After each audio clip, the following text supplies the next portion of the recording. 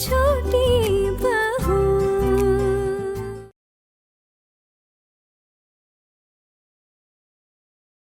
एक भी पैसा लिए बगैर मैं इनसे अलग होना चाहती हूँ। आप बस हमारा तलाक करवा दीजिए सर। लेकिन आपकी बेटी के लिए? सर बेटी तो वो मेरी है ना। अब अगर उसका बाप ही उसकी जिम्मेदारी उठाने से मना कर देगा तो मैं क्या करूंगी? ये यहीं बैठे हैं आपके सामने, आप पूछिए। मैंने उसके खर्चे की बात की थी इनसे, मैंने मांगे थे उसके लिए पैसे, पर जानते हैं सर, इन्होंने साफ साफ मना कर दिया। अपनी बच्ची को पैसे देने से मना कर दिया सर। बस बात आगे ना बढ़े इसलिए इन्होंने बस कह दिया था कि मैं उसकी जिम्मेदारी निभा लूंगा, पर ऐसा कुछ किया नहीं इन्होंने। आप जानते हैं सर, जिससे अभी शादी करने जा रहे हैं ना, वो लड़की मेरी बेटी की जिम्मेदारी कभी नहीं उठाएगी, कभी नहीं। और फिर ये कुछ कर भी नहीं पाएंगे। इनकी अगर खुद की औलाद होगी कल को, तब ये मेरी बेटी को बीच मझधार में छोड़ देंगे, उसकी कोई परवाह करने वाला नहीं होगा। सर मैंने फैसला किया है कि मैं अपनी बच्ची का पालन पोषण खुद करूंगी। आज से मैं उसकी माँ भी हूँ और बाप भी हूँ। मैं अकेले सब कर लूंगी। आप विश्वास कीजिए सर, आप मुझ पर भरोसा कीजिए। मैं अपनी बच्ची की परवरिश अच्छे से निभा लूंगी।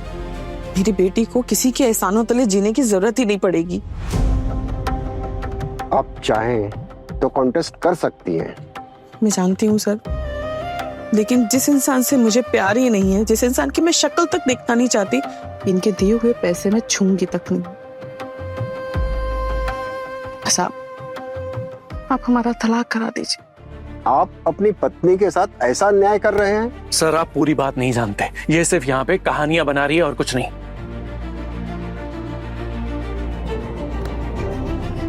मैं इनको तलाक देने के लिए तैयार हूं, लेकिन उसके बावजूद भी ये अगर आपके सामने मेरे ऊपर इल्जाम पे इल्जाम लगाते रहेंगे, अगर ऐसा ही हुआ ना, तो ना मैं आपको तलाक दूंगी और ना ही आप कभी इस झमेले से बाहर निकल पाएंगे। उल्टा मैं आपको कोर्ट के चक्कर कटवाऊंगी, आपको यहाँ कोर्ट में घसीटते हुए आपसे पैसे वसूलूंगी। तो अगर आप चाहते हैं कि ऐसा कुछ ना हो, आप इस झमेले में ना पड़े, तो आप सच बोलिए, झूठ नहीं। आपको तलाक भी मिल जाएगा और जो मैंने कहा है, जैसा मैंने कहा है वैसा ही होगा। अब आप बताइए आप क्या करना चाहते हैं? छे, अरे एक ईमानदार है, एक अच्छे इंसान है, इसलिए आप इन्हें ठग रहे हैं। सर आप नहीं जानते, कोई इंसान जिसके साथ रहता है ना, दूर से कुछ नहीं पता चलता।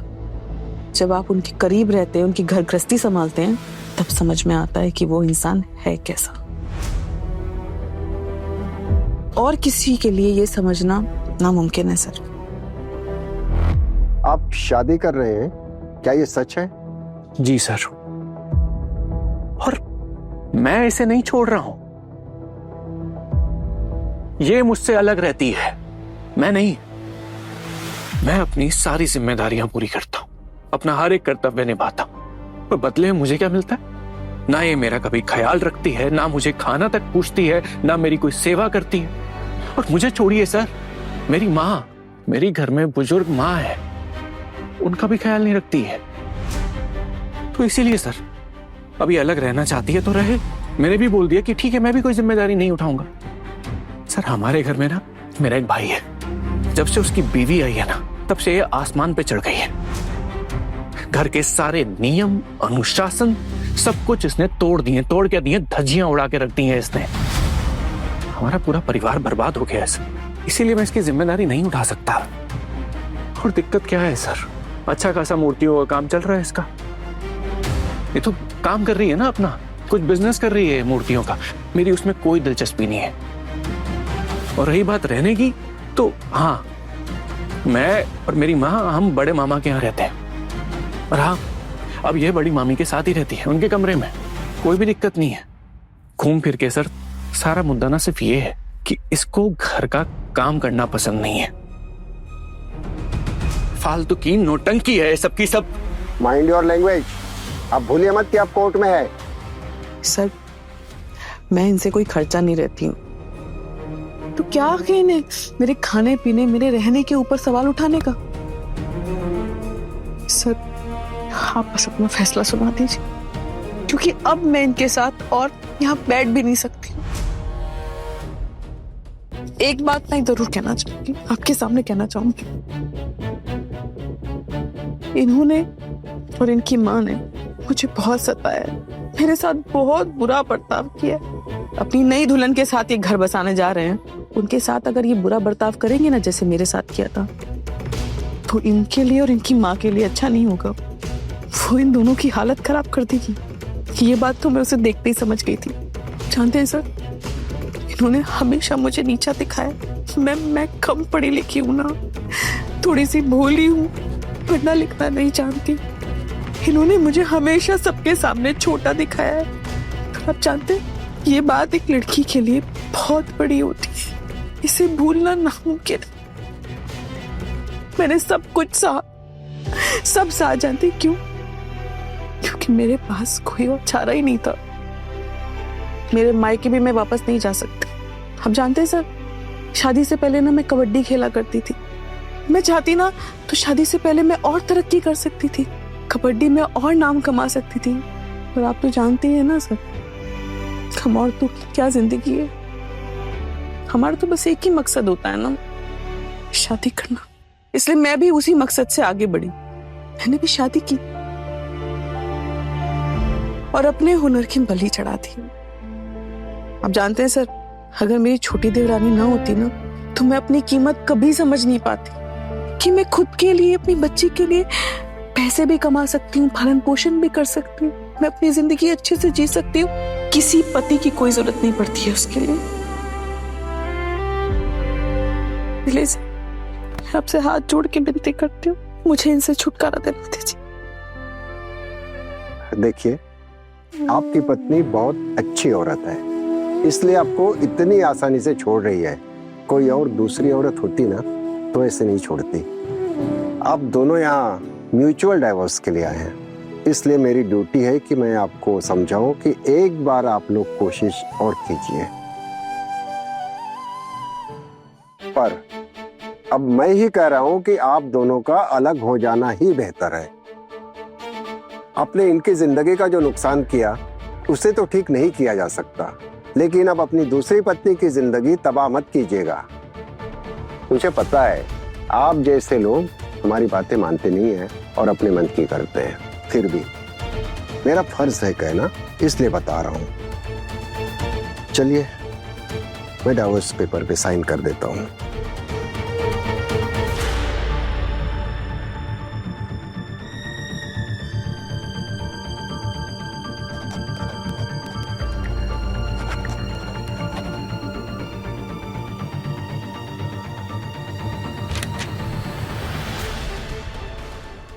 एंट्री करा। अब आप लोग घर जा सकते हैं। Thank you sir. मैं सर्टिफिकेट बाद में पहुंचा दूंगा, ये डॉक्यूमेंट फिलहाल आप रख लीजिए।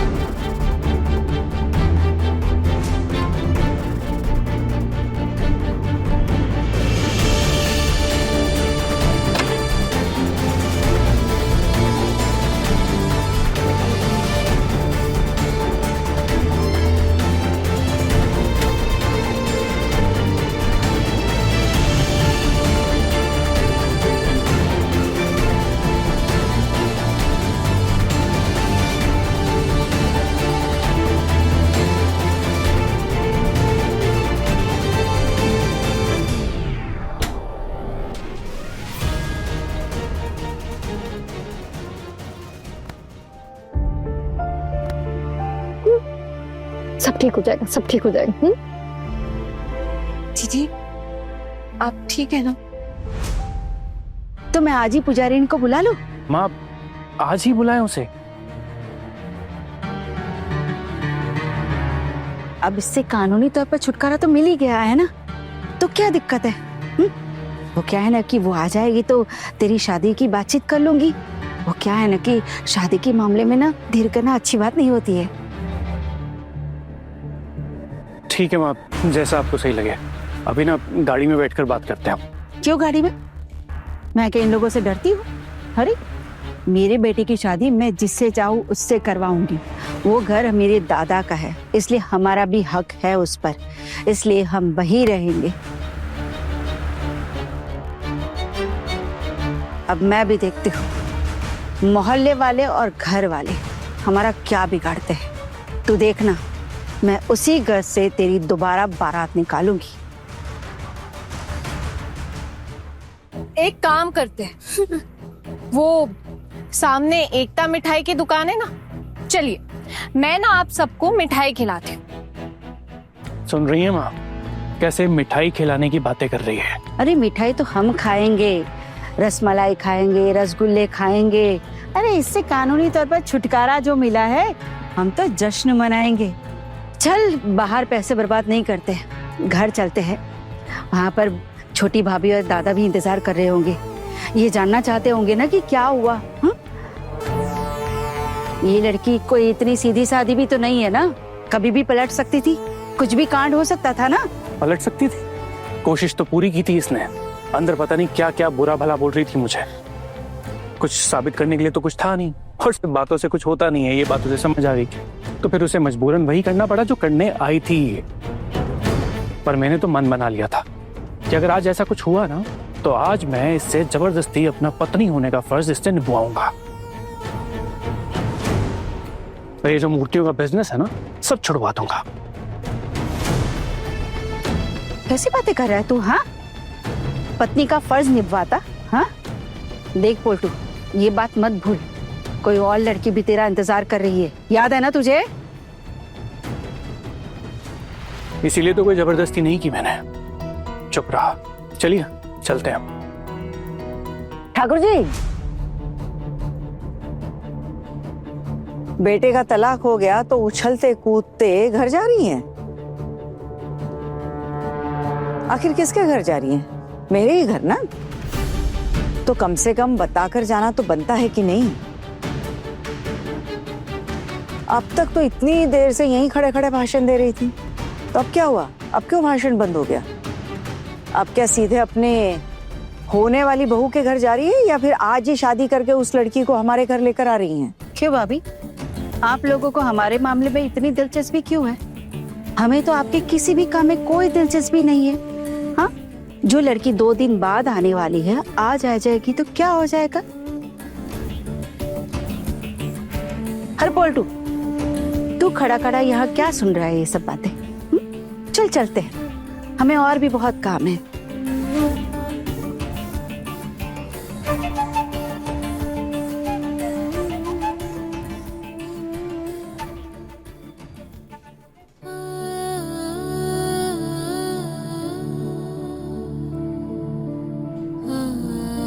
दीदी, आपको दुख हो रहा है? नहीं, दुख कैसा आना, मैं ठीक हूँ। अच्छा, नहीं हो रहा दुख? देखकर तो ऐसा नहीं लग रहा। चेहरा देखा है अपना, कैसे सूख गया है। अब थोड़ा दुख तो होगा ही। मछली भाभी, आपको तो आजादी मिली है ना, अब आजादी मिलने से किसे दुख होता है? ए मजली, अब तुझे मन लगाकर काम करना है। जिंदगी ऐसी खत्म नहीं हो जाती। अब नए सिरे से अपनी जिंदगी की शुरुआत कर। अपने बच्चे का अच्छे से ख्याल रखना है तुझे, और तेरे जो भी सपने पूरे नहीं हुए हैं ना, अब उन्हें पूरा कर, अच्छे से जी।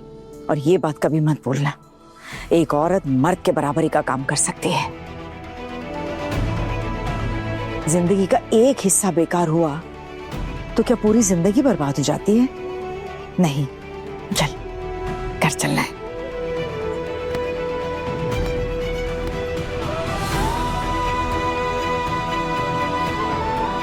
अब क्यों रो रही है? मत रो। तू अगर ऐसे ही रोएगी ना तो हमें लगेगा कि तू इस जीत से खुश नहीं है। खुश हूँ मामी माँ, मैं तो बहुत खुश हूँ मैं। लेकिन आप ही बताइए मामी माँ, इतने सालों का रिश्ता था मेरा, इतने सालों का घर था, पुरानी पहचान थी, क्या वो सब छोड़ते वक्त एक भी आंसू नहीं गिरेगा क्या आंखों से? ऐसा तो नहीं हो सकता ना। लेकिन इसका मतलब ये नहीं कि मैं इस बात को ऐसे पकड़ कर बैठी रहूंगी। नहीं, मुझे तो आगे बढ़ना है। चलिए मामी माँ, घर चलते हैं एक नई पारो और नई पहचान के साथ।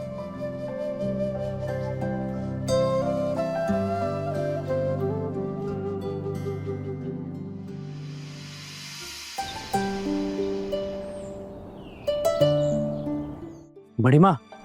क्या है टुकुन?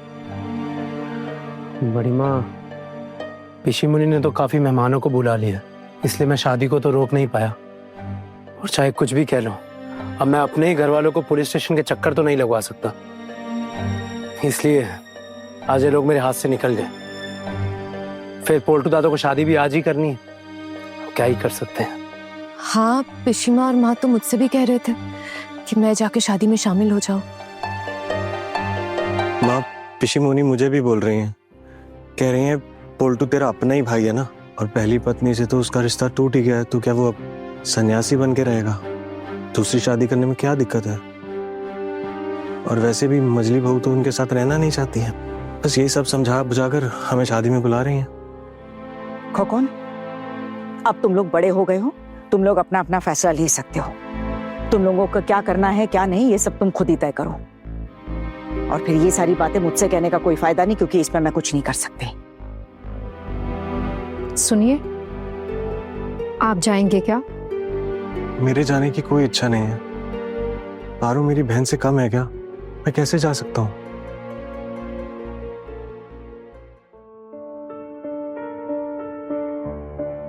दादा भाई, टुकुन भैया, आप लोग चले जाइए। वैसे भी शादी तो हो ही रही है, नई दुल्हन तो इस घर में आने वाली है। अब इसमें उस बेचारी का क्या दोष है? अगर आप लोग नहीं गए बारात में तो उसके घर वालों की बेइज्जती होगी, आस पड़ोस के लोग ताने मारेंगे। जो हो रहा है उसे तो बदला नहीं जा सकता ना, कुछ रुकने वाला भी नहीं है, और कोई लौट कर भी आने वाला नहीं है। लेकिन मैं चाहती भी नहीं हूँ कोई लौट कर आए, मैं ऐसा कुछ नहीं चाहती हूँ। इसलिए ना टुकुन भैया, दादा भाई, मुझे लगता है आप दोनों को जाना चाहिए। मजली भाभी, आपको काम पर नहीं जाना क्या? कब से कह रही हो आपको निकलने के लिए? तुम सब लोग तो नहीं जा रहे हो काम पे, तो मुझे क्यों भेज रहे हो आज? अरे आप नहीं निकली ना, इसीलिए हम भी नहीं निकले। आप ही के लिए इंतजार कर रहे हैं हम लोग। देख पारो, सुन मेरी बात, जो भी कह ले, लेकिन हूं तो मैं इस घर की बड़ी बहू ही ना, इसलिए मुझे तो रुकना ही पड़ेगा। पिशी मुनि जानती थी ये बात कि आज हम में से कोई भी बहू रसोई में जाके कुछ नहीं बनाने वाली, इसलिए उन्होंने रसोई यहाँ रख लिया है। लेकिन घर में रिश्तेदार आ रहे हैं, मेहमान आ रहे हैं, उनके चाय नाश्ते का प्रबंध तो मुझे ही देखना पड़ेगा, समझ रही है ना तू? और इसीलिए आना मेरे साथ रुक रही है, वो मेरी मदद करवाएगी। तू और मीता काम पे जाओगे, और मैंने मिली को भी बोल दिया है ना, मिली वो तेरे साथ जाएगी। और तू ना जा, काम पे जा। मना क्यों कर रही है काम पे जाने के लिए? जी, मैं जानबूझकर आज नहीं जाऊंगी। क्यों रे? इधर आ, क्यों नहीं जाएगी तू? हाँ, यहाँ कौन सा अच्छा लग रहा है तुझे? सुबह पोल्टू की हल्दी की रस्म हो गई है, उसके दोस्त आए, घर में हजारों मेहमान आए हुए हैं, रिश्तेदार आए हुए हैं, सब लोग तुझसे हजारों सवाल पूछ रहे। क्या अच्छा लग रहा है तुझे इसमें? मामी माँ, इन सवालों का सामना ही तो मुझे करना है ना,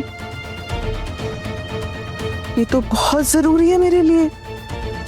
इसी से तो मुझे पता चलेगा कि मैं अब मजबूत हो गई हूँ। इन हालातों से भागने का कोई फायदा नहीं है अम्मा। मैं ना अपनी आंखों से देखना चाहती हूँ, उन्हें भी देखना चाहती हूँ और आने वाली लड़की को भी देखना चाहती हूँ। वो लोग मेरा सामना कैसे कर पाएंगे? उन्हें जरा भी बुरा नहीं लगेगा क्या मामी माँ? तेरे पति को बुरा लगेगा या नहीं ये सोच रही है तू? तू जानती नहीं है क्या अपने पति को? मामी माँ माफ कीजिए, अब वो मेरे पति नहीं है। पारो, बुरा मत मान। देख, मेरा मतलब वो नहीं था, गलती से मुंह से निकल गया। मामी माँ, मैं उस इंसान को जानती हूँ, उन्हें ना रत्ती भर भी फर्क नहीं पड़ेगा। लेकिन मैं ना वो जो आने वाली लड़की है ना, उसे बिल्कुल भी नहीं जानती हूँ। शायद उसे थोड़ा फर्क पड़ जाए। मेज दीदी, अगर वो लड़की वाकई इतनी अच्छी होती ना, तो क्या ये सब कुछ जानते हुए वो इस घर में आना चाहती? मेरे बौभात में भी तो आई थी ना। क्या मुंह लेकर आई वो उस दिन? जानती थी ना कि आप होंगी यहाँ।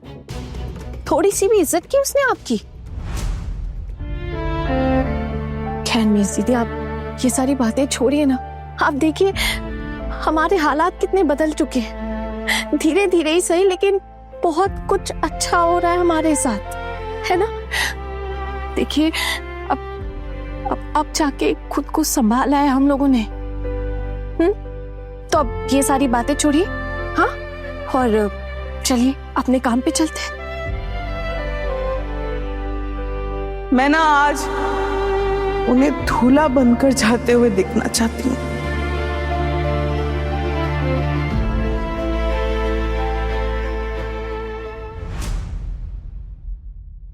मुझे पता है कि आज आपने छुट्टी ली है। क्या अभी आप थोड़ा ऑफिस में आ पाएंगे? सर अभी? हाँ, एक इमरजेंसी है। मुझे ना अभी ऑफिस जाना पड़ेगा। ऑफिस जाना है? क्यों? जानती हूँ शाम हो गई है, देर हो गई है, लेकिन अर्जेंट है।